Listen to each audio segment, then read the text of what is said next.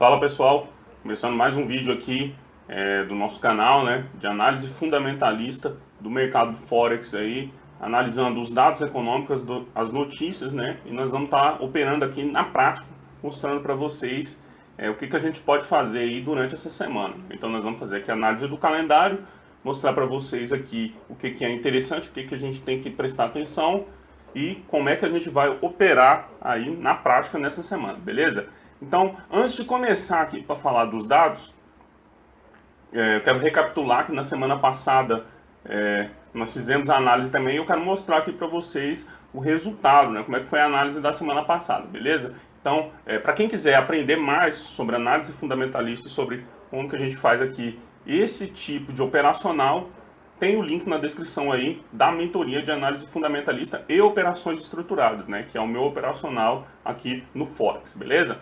Então vamos lá, que na semana passada, o que eu havia mostrado para vocês aqui, deixa eu até mostrar, era essa operação aqui no USD-CHF, né? A gente estava falando aqui, mostrando que a tendência era que o USD-CHF caísse um pouco, mas que se mantesse parado por conta da baixa volatilidade desse par, de acordo com os dados da semana passada, beleza? Então, como que a gente imaginava isso? Fazendo análise fundamentalista, né?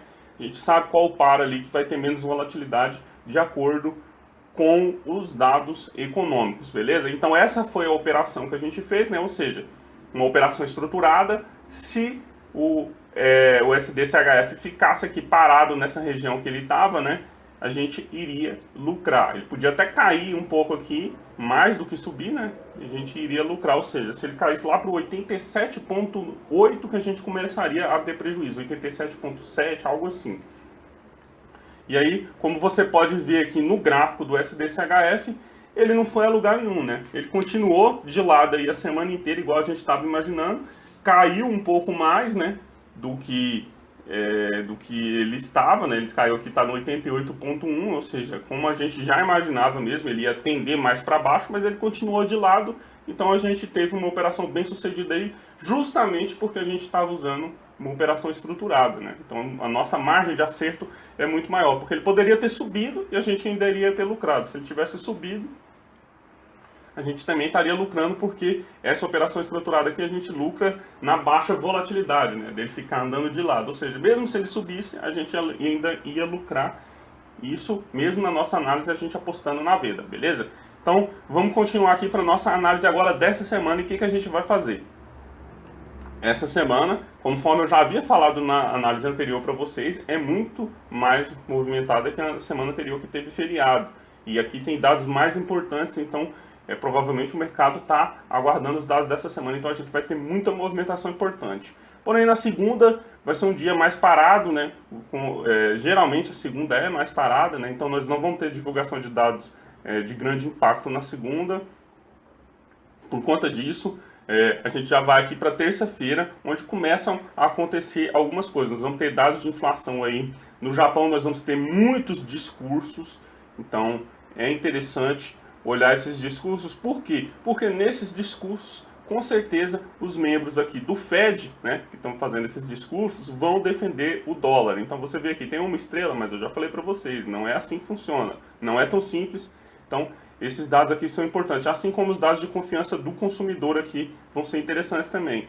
E esses discursos do Fed, provavelmente eles vão estar aí defendendo o dólar, assim como a Christine Lagarde vai tentar defender o euro, beleza?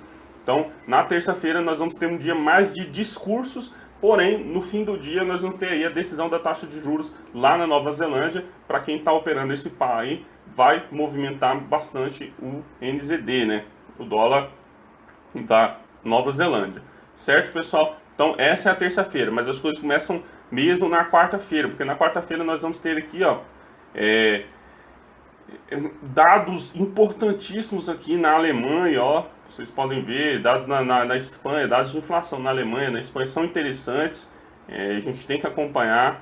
Nós temos aqui a reunião do Banco Central Europeu também interessante, mas o que vai movimentar mesmo, o que é interessante, nós vamos ter aqui também expectativa de inflação, isso aqui é importante, apesar de que está com uma estrela, é um dado importante, mas na quarta-feira mesmo, nós vamos ter aqui os dados do PIB dos Estados Unidos, né? onde a gente vai ter uma noção aí de como que está o crescimento da economia americana, que é uma das narrativas do momento. Então, interessante, a gente tem que acompanhar aqui esses dados do PIB dos Estados Unidos, porque é importante para o momento do mercado e principalmente para o momento que o dólar vem vivendo, certo? Então, na quarta-feira, muita atenção nisso, muita atenção também nos discursos aqui dos membros do Fed, né? Então, nós vamos ter aqui também produção industrial lá no Japão, é interessante, mas o grande dado mesmo da quarta-feira vai ser o PIB americano, beleza? Nós vamos ter também o PMI aqui na China, para quem faz a mentoria já sabe onde isso aqui vai influenciar, então é interessante acompanhar o PMI da China.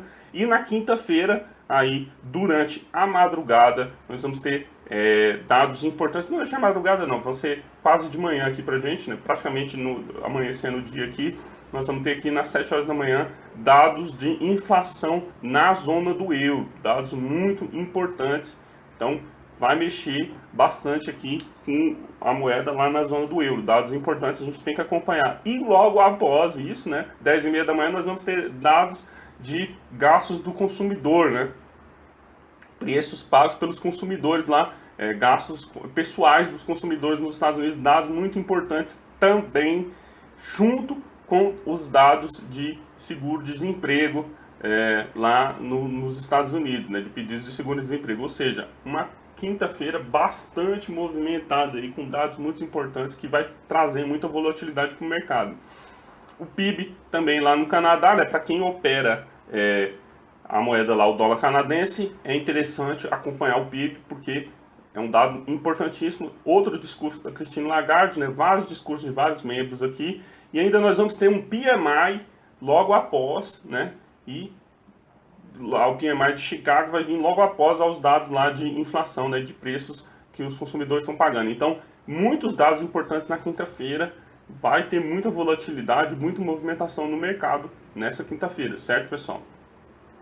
À noite nós vamos ter aí também taxa de desemprego no Japão, é interessante acompanhar, né? PMI na Austrália, é interessante para quem vai operar Austrália, PMI no Japão e PMI na China também. Como eu já falei para vocês, quando o PMI começa a sair, ele sai em todas as economias praticamente.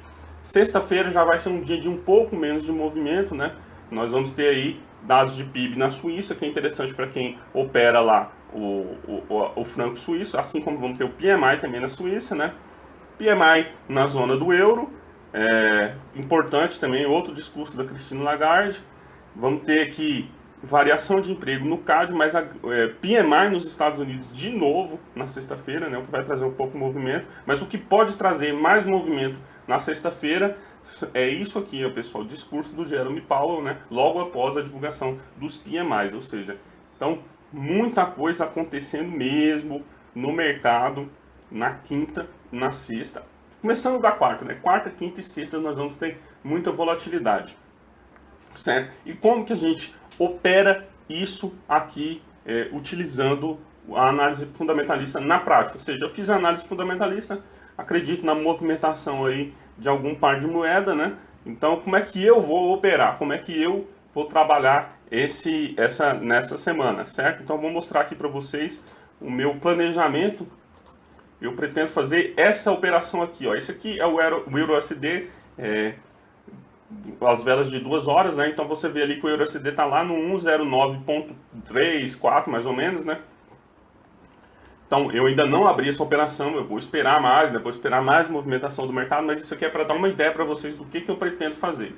Então no momento de entrada, que eu vou entrar no mercado, eu vou imaginar o quê? Que vai haver a volatilidade, certo, pessoal? Então, vou fazer uma operação estruturada aqui, que funcionaria da seguinte forma. Se o EURUSD ficar parado na região que ele está, eu acabo tendo meu prejuízo. Mas se ele sair, né, ou seja, se tiver volatilidade, se ele explodir, eu vou lucrar. Mas e se ele despencar, né? Se acontecer tudo ao contrário, eu lucro também, certo, pessoal? Mesmo eu acreditando na subida, se o mercado despencar, eu vou lucrar também. E como é que funciona aqui essas margens? Ou seja, nós estamos aqui vamos supor que esse fosse o momento de entrada, né, no 9,04. Se ele subir acima de 10, né, 1,10, eu já começo a lucrar. E se ele cair aqui abaixo de 0,8,7, né, 0,86, eu já começo a lucrar de novo, ou seja, eu só fico no prejuízo se ele se manter nessa zona de preço que ele está no momento da minha entrada, né? No caso, porque eu ainda não entrei. Então essa vai ser a operação estruturada que eu vou trabalhar no EURUSD essa semana, e aí depois eu passo o resultado para vocês na análise lá da próxima semana, beleza, pessoal? Então esses são os dados, é isso que você vai ter que ter atenção, uma semana muito importante, carregada de dados importantes, de notícias, para a gente acompanhar aí no mercado financeiro, para poder trabalhar no nosso Forex aí, beleza, pessoal? Então espero que tenham entendido, que tenham gostado. Para quem quiser saber mais sobre análise fundamentalista e operações estruturadas, está aí o link da mentoria na descrição, né? Então, para você ter contato direto comigo para aprender aqui sobre o meu operacional, beleza? Então, até o próximo vídeo. Qualquer dúvida vocês deixem nos comentários e boas operações para todos.